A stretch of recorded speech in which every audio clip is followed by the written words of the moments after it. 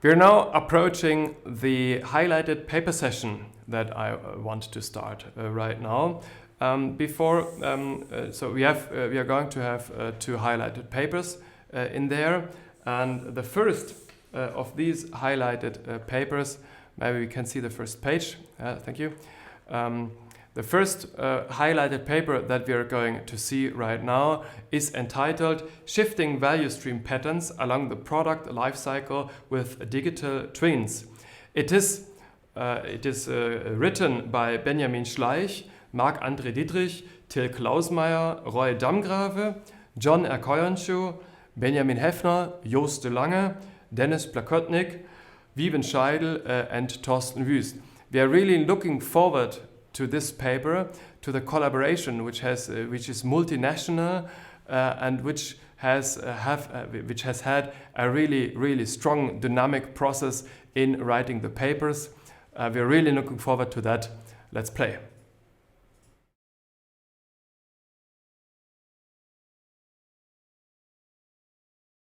My great pleasure to welcome you also on behalf of all my co-authors, Marc, Till, Roy, John, Benjamin, Jos, Dennis, Wieben, and Thorsten, to the presentation of our paper entitled Shifting Value Stream Patterns Along the Product Lifecycle with Digital Twins.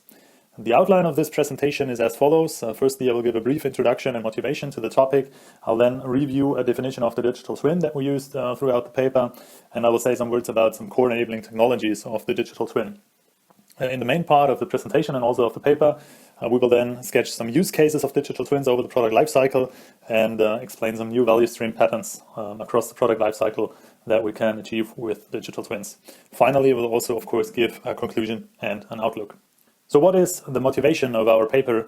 Actually, as we all know, during the last 25 years, information and communication technologies have shaped industrial production and drastically also shifted production value stream patterns.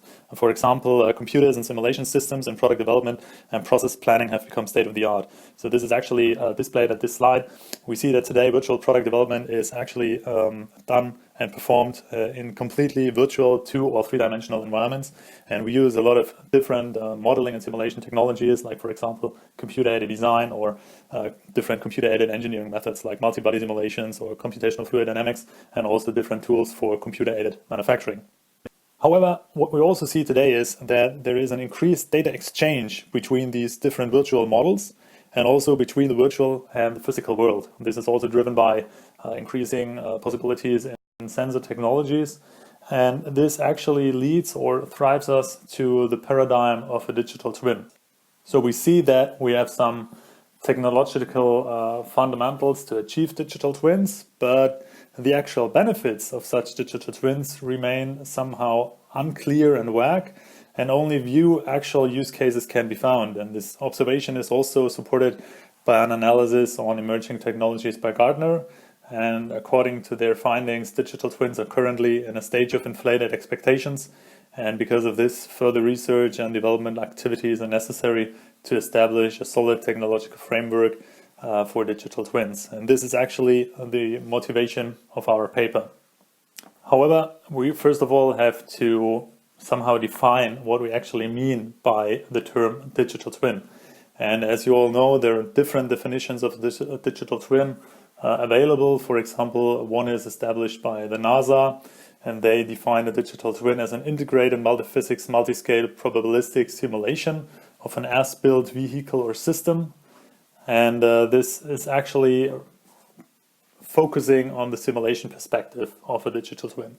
There is also a definition by Greaves, for example, and he defines a digital twin as a set of virtual information constructs that fully describes the potential or actual physical manufactured product from the microatomic level to the macrogeometrical level. And we see from this definition that he is more focusing on the PLM, the product lifecycle management perspective. However, with the aim of bridging the gap between these partially diverging understandings, there is also a definition by Stark and Damgrave, also on behalf of the International Academy for Production Engineering, and they define a digital twin as a digital representation of an active, unique product, which may be a real device, an object, a machine, a service, or an intangible asset, or a unique product service system. for example, a system consisting of a product and a related service that comprises its selected characteristics, properties, conditions, and behaviors by means of models, information, and data within a single or even across multiple lifecycle phases. And this is quite a broad definition, but we think it is quite useful, and this is why we also used it throughout the paper. Beside this, for us it was also quite important to stress out that the digital twin itself is also relying on some enabling technologies, and it is closely connected to these several emerging technologies, like for example sensor technology or cyber-physical systems, sophisticated simulation models, and also approaches for machine learning and artificial intelligence. And this is just, I will not go into detail on these different technologies, but for us it's important to know and to stress out that the digital twin is always relying also on some technologies for data collection, for like sensors, for data transfer, like for example also the Internet of Things, and of course also for data processing, like cyber-physical systems or sophisticated simulation models and machine learning approaches. But what are actually the main use cases of digital twins over the product lifecycle? This is the first question that we tried to answer in our joint paper, and we thought it's a good idea to structure the product lifecycle following the three-phase product lifecycle model, which is quite commonly used in the engineering domain, and it basically splits the overall lifecycle in three distinct phases, namely the beginning of life, the middle of life, and the end of life. And the focal topic of this paper, digital twins, so we decided to split the beginning of life phase into subcategories, the design and the manufacturing, because there are distinct differences in these two phases when it comes to the application of digital twin and also its potential benefits. And there is also an increased interest in industry to utilize digital twins in these areas, in these stages. And of course, although manufacturing includes a wide range of different processes, we focus mainly on machining and assembly in manufacturing. So starting with the design stage, the concept of digital twins strongly exceeds, of course, established virtual simulation and product presentation models by providing a bidirectional and entangled connection for data sharing between the virtual and the real product, system or service. And this offers numerous opportunities to improve and optimize products and the corresponding manufacturing systems. In this context, digital twins basically widen the set of tools and techniques for design, and they connect digital representations of both product definitions and their manufacturing environments. And for product design and development, the added value of the digital twin is in this combination of various digital representations and establishing the link between products, product types, production tools, environments, and processes. We are able to render a coherent overview of the development cycles of products and production environments. Beside this, another added value of using digital twins in design is that all stakeholders, from client to developer and to operator, are supported with relevant, timely, tailored, purposeful, and adaptive information with the appropriate perspective at the right level of detail and aggregation. And this allows employees of the future to understand and also to interact with the entirety of available information in a meaningful manner. And moreover, of course, the digital solution that will be developed will present them with the design rationale of the development cycle, and it will facilitate decision making. Moreover, the digital twin and its data and information backbone allows for product, system, and service optimization with real-time feedback. Particularly in tolerancing and in geometrical variations management, which basically comprises all activities related to controlling geometrical part deviations and their effects on the product quality, digital twins have been identified as an enabler for exploiting fast efficiency potentials, for example, for real-time geometry assurance in individualized production, basically relying on the feeding of inspection data in advanced simulation models. Other examples for the use of digital twins can be found in the design and reconfiguration of smart products. And here, digital representations using computer-aided design and computer-aided manufacturing and service models are integrated, offering semi-automated reconfigurations of such smart products. Besides product design, of course, product manufacturing is a large and important application area of digital twins. And more particularly, of course, we all know that in machining, despite careful planning, all machining processes are characterized by variations such as tool wear or varying cutting conditions or material properties. And beside this, also axis interpolation and the actual dynamic behavior of the machine tool bring additional uncertainties into virtual machining processes. And consequently, there is often a difference between the product as planned and as machined. And in this context, the digital twin can help to consolidate data from process planning, machining, and quality control to improve manufacturing and to enable a self-optimization of the machining process. For that purpose, a digital representation of the workpiece is enriched with data from the process and quality control, like force measurements and geometry measurements. And the process parallel simulation allows connecting these measurements to locally resolved cutting conditions. And as a result, an accurate representation of the cutting conditions and the machined workpiece is possible without a control model of the machine tool. Next to machining, of course, digital twins offer fast potentials in assembly. For example, the application of digital twins opens up the possibility for individualized assembly of parts and thus also for increasing the geometrical quality of the assembled components and products. And in order to exploit and to use the potential of digital twins in assembly, of course, the acquisition and integration of real-time data from the entire production system is crucial. So feeding these data into the digital twin, the current system performance can be systematically analyzed and various options for improvement can be simulated, such as optimal production strategies by means of adaptive manufacturing and selective assembly, also in a function-oriented way. After design and manufacturing, products are typically used, and in the use phase, the maximization of equipment availability at a minimum cost is one of the key challenges in many industry branches, like for example in the aerospace industry.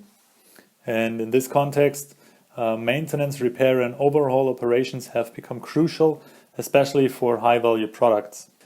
Considering this, literature is increasingly paying attention to how a virtual system can adjust itself to the constantly changing conditions of the physical space of information that influences the operation dynamics of the maintenance, repair and overhaul requirements.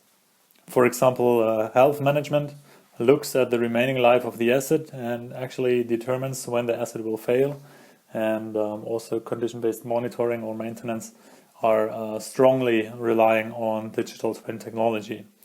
However, the digital twin can also support the assembly and disassembly process and maintenance, repair and overhaul, and it has been demonstrated how a digital twin can be used, for example, to overlay an existing physical product in order to locate specific assemblies and components and then bring up a series of menu options. It can also help to provide instructions on how to use the product, how to maintain it, and how to troubleshoot faults. And this is also or can also be achieved with animations to aid instructions overlaid onto a physical product. However, we have to state that although some examples already exist in recent literature, the use of digital twins during a product's use phase is or can be considered still as in its infancy, and further research is needed in a number of areas. One area, for example, is related to the implementation of intelligent digital twins, which implies autonomous twins that do not require human input. And another area is the application of digital twins for multiple complex products, which refers to utilizing digital twins for multiple objects rather than a single object. So somehow a scalability of digital twins. So the last stage of our three-stage life cycle model is the end of life and the recycling stage. And the end of life phase describes the final part of the life cycle when a part or a product can no longer be used as intended by the user. And in this stage, reuse and remanufacture and recycling operations are fundamental for a functional circular economy and are often used in a cascading structure. And in this context, we have to keep in mind that when we look at the critical decision of reusing or recycling a product or a part, this is most likely product dependent. So this is a key aspect for digital twin applications during the end of life. The item level access to information and data over the whole use history of the product. So this enables not only the better decision whether or not a part or a product can be reused or remanufactured, but it is also to identify alternate uses in another scale level. And in this context, the digital twin can help to reduce warranty and liability issues in remanufacturing. And additionally, an added benefit of a sophisticated digital twin model is that it will provide access to the components, materials used, and bill of information as well. For effective and safe reuse of a certain system and their parts, having a seamless history of use and part origins via a digital twin may enable a better management of these equipment and the different end-of-life operations and strategies.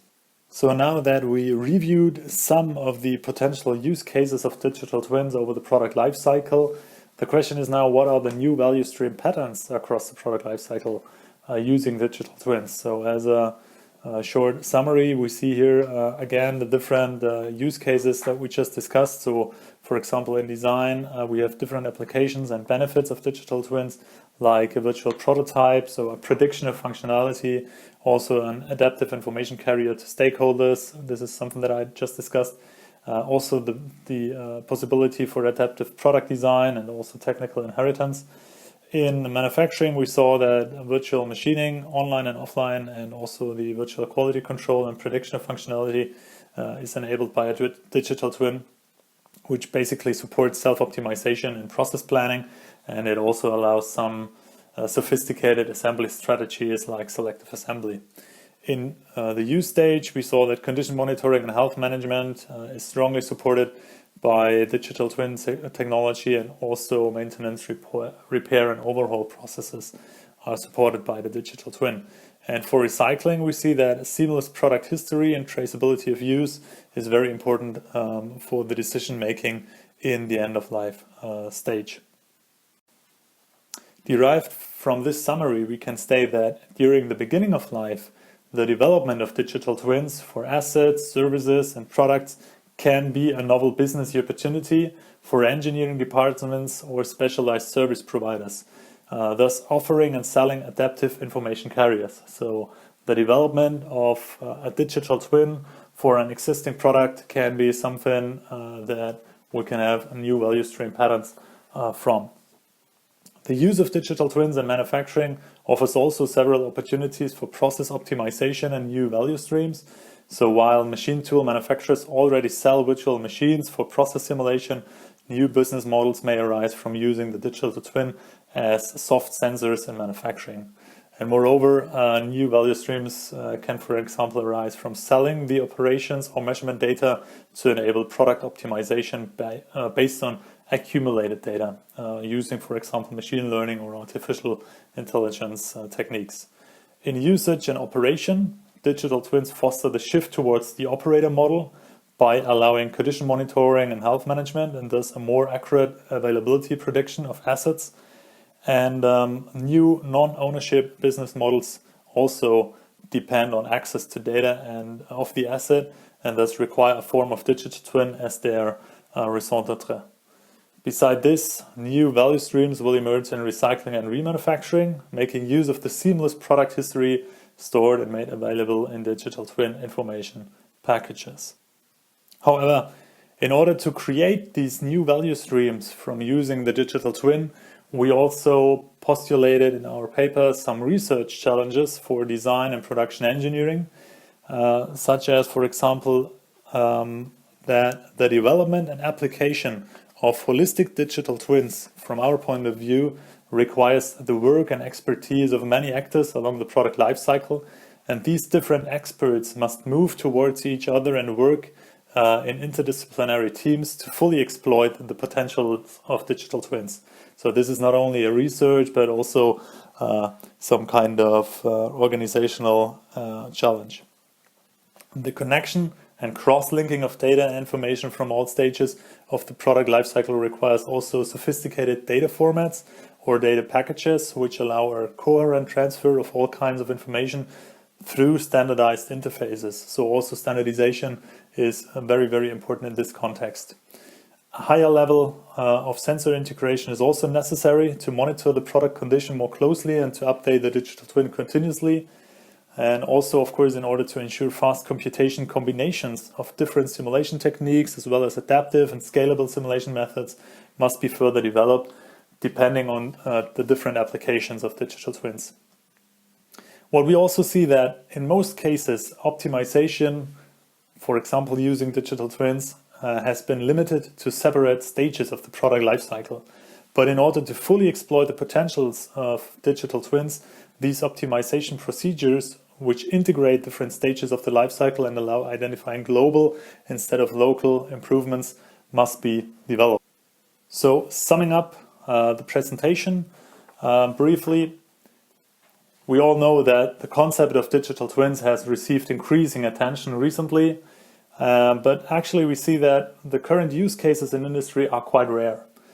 So based on a brief discussion of the different definitions of digital twin and also the emerging enabling technologies, we presented selected examples of digital twins and their usage in different stages of the product lifecycle.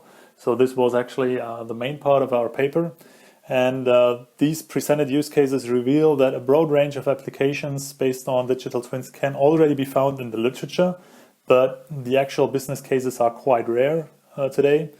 So, motivated by this, we discussed some ideas for applications that might really create additional value streams at different stages of the product lifecycle, for example, in design or manufacturing, but also in the use phase and also in the end of life stage. But from our point of view, the boundaries between the stages of the lifecycle must be overcome in order to unleash the full potential of digital twins. And the derived research questions that we just saw on the last slide can be seen as a starting point for future research. So with this, I thank you also on behalf of all my co-authors for your attention and for attending the presentation. And I'm really looking forward to discussing your questions with you. Thank you. Thank you, Benjamin Schleich. Thanks for doing the presentation, and thanks to all the co-authors. So this was a presentation of the paper, Shifting Value Stream Patterns Along the Product Lifecycle with Digital Twins. We are now trying to... Yes, we are now trying to get the connection to Benjamin Schleich. He's calling from Erlangen. Hey, Benjamin, very nice to have you here. Yeah, okay, so we can see you now on the stream. So unfortunately, I cannot hear you. Yes, try to use the Skype audio, please. Can you hear us now? Can you hear us now? Audio issues. Can you hear us now? Benjamin, can you hear us? Hello, can you hear us? Now I can hear you. Yeah, okay. Hi Benjamin, good to have you here in the session live. There was, in the stream, there were some discussions about applications and where does it make sense and in which way to approach the idea to implement digital twins. Can you tell us a bit more about what you have encountered about how to do the applicability, how to assess the applicability, and how to find applications?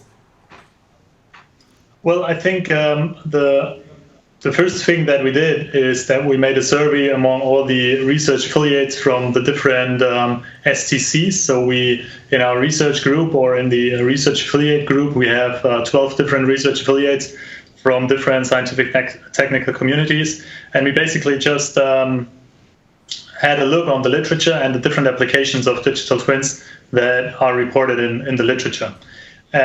So we found that there, just as I said on my last slide, there are already many applications of digital twins in literature. But the main problem for us is that there's also a question in industry when to apply it, and this basically depends on where is the added value of a digital twin. And when it comes to the added value, it's a little bit more difficult. And this is also what I mentioned in the last part of my presentation. So we already found out some possible applications with an added value, not only from a scientific point of view, but also where you can make money using digital twins. But I think we really have to exchange more with industry to find more different application areas where we already or also can make some money with digital twins and solve real industrial problems. Okay. But to give you a short answer to your question, I guess the main benefit lies in the operation of digital twins in the service and use phase. Okay, so that takes me to the next question. You mentioned briefly about circular economy aspects or compatibility throughout the life cycle. Can you comment on these aspects regarding digital twins? How far is research going right now? I think this is a question that I cannot answer in few minutes. So I guess research is establishing also in circular economy and also in applying digital twins in this domain. So I would suggest that everyone who's interested in this topic just read the paper and have a look at it. But I think at the moment we're just in starting of applying digital twins in different application areas, but of course also for issues like circular economy.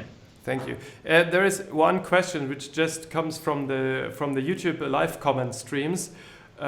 It says, can you give a specific example of monetization of a digital twin?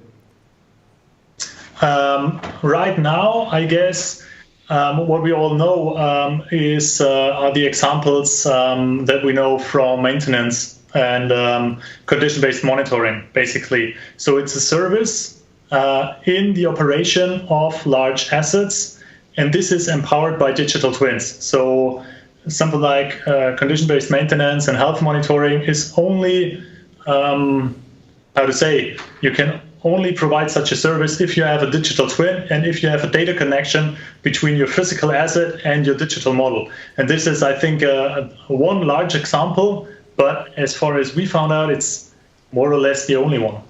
Okay, right, thank you. We have time for a short question I'd like to ask you. Can you comment on the paper writing process in this group of research affiliates? So it was very, very efficient, I would say, because, well, as you know, the CIRP is a working academy, and also the research affiliates,